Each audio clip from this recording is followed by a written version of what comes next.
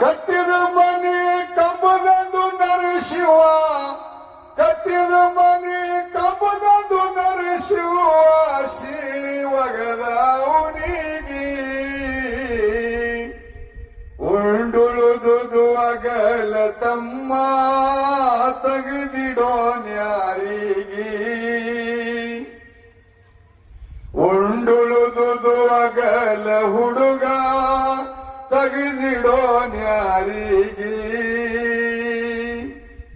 ತ್ರೇತಾಯುಗದಾಗ ಪರಶುರಾಮನಾಗಿ ತಂದಿ ಮಕ್ಕಳಿ ಹೊಡೆದು ತಾಯಿಗೆ,